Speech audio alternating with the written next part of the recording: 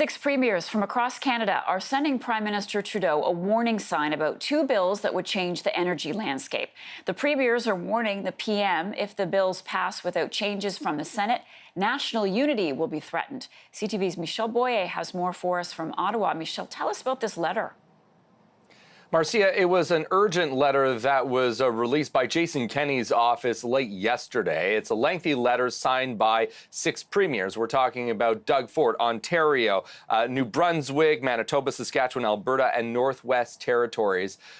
It is lengthy. It outlines that if, in fact, the House of Commons passes the two bills that would change how energy projects are approved, controlled, regulated, this also includes natural resources, so a big impact on mining as well, that, in fact, it would cause an issue of national unity.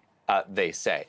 I want to share with you part of the letter that they did send the Prime Minister. They say our five provinces and territories stand united and strongly urge the government to accept Bill C-69 as amended by the Senate in order to minimize the damage to the Canadian economy. We would encourage the Government of Canada and all members of the House of Commons to accept the full slate of amendments to the bill. There are about 180 of them. Also, a number of changes to C-48 as well, the Oil Tanker Moratorium Act.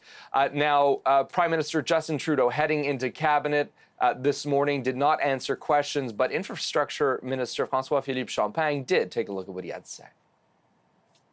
I think it's an overstatement at this stage. Let us do the work. No Canadians would jump the gun on an issue like that. People want to see us do the work diligently, responsibly, for all regions of Canada. This is not about pitting one region against another. This is about making sure we have a process that works for every Canadian.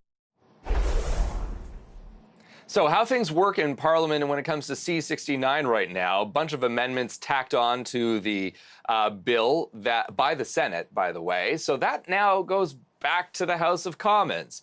They're going to have to look at all those amendments, go through them, say yay or nay, send it back to the Senate, depending on what the Senate says, may get royal assent or not. So now we're kind of in a parliamentary sort of dance here between the Senate and the House of Commons, and the premiers are upping the ante, increasing pressure on the government to pass these bills with all those amendments that kind of water down the regulation. So we're going to have to see how this plays out, Marcia. Okay.